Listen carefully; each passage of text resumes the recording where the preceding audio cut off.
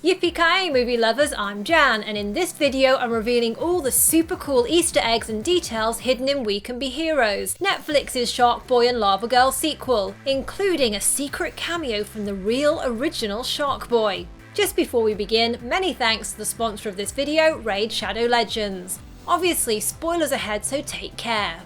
When it comes to breakfast time, Missy is a fan of Great White Bite cereal, as Max was in the original movie. In fact, you can see several packs of the shark-inspired cereal in the Moreno family's kitchen. After they're captured by the aliens, the heroics can't stop bickering and fighting amongst themselves. Why don't you cheer us up by singing one of those little songs you sing so well, Sharkboy? Here, Miracle Guy is mocking Sharkboy about the lullaby he sang in the first film to help Max fall asleep so he could dream a solution to their problems. Close your eyes, shut your mouth, dream a dream and get us out. Although Sharkboy's song was initially successful, it actually ended up giving Max nightmares. While the original Lavagirl Taylor Dooley's back to play the adult version of her character, Taylor Lautner doesn't return as Sharkboy. Instead, adult Sharkboy's a non-speaking character played by a mask-wearing JJ Dashnor, who was the stunt coordinator for both the sequel and the first film. There are some awesome Easter eggs to the original movie in Missy's bedroom. Look carefully at her bedside table, and in the corner you'll spot the first of two children's novels that were co-written by the film's director Robert Rodriguez and published around the time of the movie's release in 2005. There's The Daydreamer, which tells the film's story from Lavagirl and Sharkboy's point of view, and I suspect the book below that is Return to Planet Drool, the second in the Sharkboy and Lavagirl series.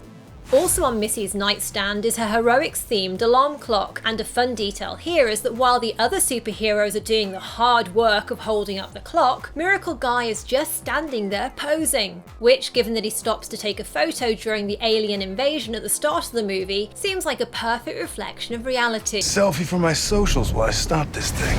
In the sequel, Missy's bedroom is space-themed, with planets, stars and moons on her bed head and walls, and constellations on this fabric, which is just like in the first film, where Max's bedroom also had a cosmic theme, with mobiles of the solar system, moons, stars and galaxies on the wall, and stickers of planets on his bed frame.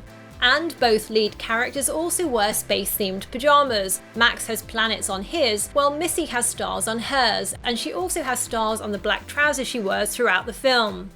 After sneaking on board an extraterrestrial supply ship, Missy and her superpower friends desperately try to get away from the aliens about to attack them. But it's more difficult to fly this ship than simply pressing the green for go button is a send-up of the scene in the original movie where hitting the green go button was all Max had to do to blast off in his shark-shaped rocket. How do you fly it? You don't know? That's sort of been the whole problem. You press go. And when Guppy puts on a pair of blue sunglasses during the kids' training session, I couldn't help but think of her father's blue 3D shark-shaped glasses in the previous movie. Vivian Blair, who plays Guppy, was actually given the glasses as it was so bright filming outside that she couldn't stop squinting. But then the filmmakers decided she looked so cool that they made them part of her character's costume whenever she went into a shark frenzy. Guppy, listen to me. Shark frenzy. And that behaviour is another thing she has in common with her dad. Shark frenzy! All of Ojo's tablet pictures were actually drawn on set during the filming of those scenes by Rhiannon Rodriguez, daughter of director Robert Rodriguez. As for the Squiggle Monsters, the filmmakers wanted them to look like a child had created them with her own pen, as they wanted to illustrate the idea that the pen is always mightier than the sword. The fact that Ojo's drawings come to life also reminds me of how the imaginary worlds and superheroes Max doodles and writes about in his dream journal also come to life in the first movie.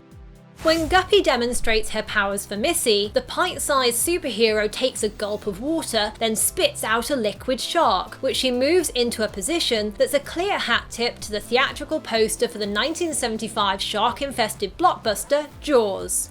Later in the film, as Slow-Mo desperately tries to outrun the aliens chasing him, Capella starts singing the iconic theme to the Oscar-winning movie Chariots of Fire, whose tale of British athletes vying for the 1924 Olympics famously featured several slow-mo running sequences set to composer Vangelis' legendary score.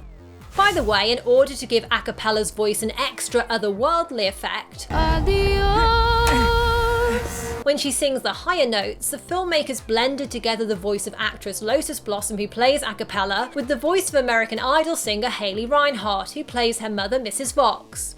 Sharkboy and Lavagirl's daughter Guppy is named after a type of small tropical fish, which is perfect for her character as she's both little and has water-related powers. Continuing the aquatic theme, on her t-shirt there's a picture of a fish, and her clothes and water bottle are blue, pink and purple, which are the colours of her parents. As for the rainbow on Guppy's necklace, that's a subtle symbol at the start of the film that she and her fellow superkids are humanity's hope for a better world, which is exactly what Ojo tells them at the end of the movie.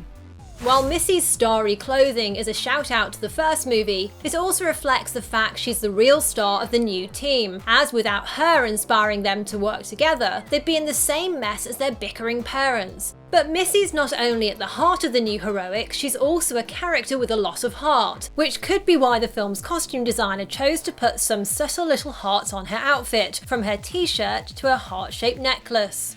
Like many of the other kids whose clothing signals their powers, Wheels has a W-style symbol on his shirt, which suitably enough also looks a little like jagged skid marks.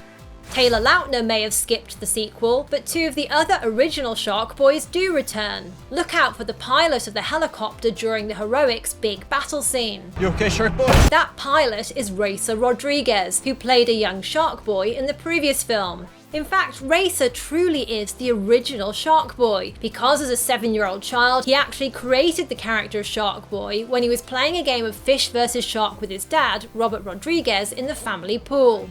And while Racer the new sequel, his brother Rebel, who played the 5-year-old Sharkboy in the first movie, wrote the music for the sequel. And there's a Rodriguez family in-joke at the end of the film when Ojo reveals the film's alien spaceship sets were in fact designed by Rogue Rodriguez, another of the director's kids. By the way, I've got another video that reveals all the clues that pointed to the movie's big twist. There'll be a link to that at the end of this video and in the description below. Another Rodriguez sibling, Rhiannon, is the voice of Missy's alarm clock at the start of the movie, singing "Wake Up Sleepyhead" in a little shout out to Max's rocket alarm in the first film, which displays the words "Wake up Max" when the alarm goes off. Rhiannon was also the inspiration for the film's lead character, whose name Missy is actually Rhiannon's nickname, and whose initials were intended to reflect the alliteration in Rhiannon's name too. And of course that also fits very nicely with the world of comic book superheroes, especially Marvel ones, whose names often rely on alliteration. And if you're looking for more superpowered fun to entertain yourself over the holidays and New Year, you should check out Raid Shadow Legends. It's an epic fantasy gaming experience with badass champions, tough bosses, and millions of other players you can pit yourself against. Set amid an epic struggle that's raged for thousands of years, you'll fight noble kings and dark wizards, uncover prophecies, curses, and betrayals, and meet scores of warring factions. Use the links below to download Raid to your mobile phone or PC. One of the best things about Raid is the 16 awesome factions, which include lizardmen, bannerlords, undead hordes, and many more. And each faction has its own set of unique champions you can collect. I'm a fan of the Dwarves and High Elves factions, as they have some awesome champions, such as a legendary Arbiter, a servant of the Goddess of Light. Among the Dwarvish champions, I like Beardle Fellhammer, who has an awesome protection ability that was bestowed on him by Fey spirits of the forest. His paranoia skill also gives him great counter-attack abilities and stamina, making him an amazing champion for farming campaigns. And just in time for the holidays and New Year, Raid have launched their biggest ever update with the Doom Tower. It's a giant tower with 120 floors, a bunch of secret challenge rooms, and 12 incredible new bosses to take on. On top of that, they're releasing 14 badass new champions and a ton of holiday events and tournaments. It's a perfect moment to start playing, and here's the best part. If you sign up today, you'll get a stack of free goodies and a super special champion called Bulwark to get you started in the Doom Tower. He's a super strong dwarf who'll wear down the enemy with his discipline and incredibly tough defensive skills, keeping you in the game much longer. So to get a huge head start in Raid, hit the link in the description below, and if you're a new player, you'll get your Void Champion Bulwark, an XP booster, energy refills, and an Ancient Shard, all completely free. After you've installed the game, you'll find all of these rewards and treasure in your inbox here. Don't forget, you can only get these bonuses by clicking on the links below. The offer offer runs for the next 30 days only, so don't delay and install Raid Shadow Legends today. Now, what do you think about the Sharkboy and Lavagirl sequel, and did you notice any other cool details in the film? Let me know in the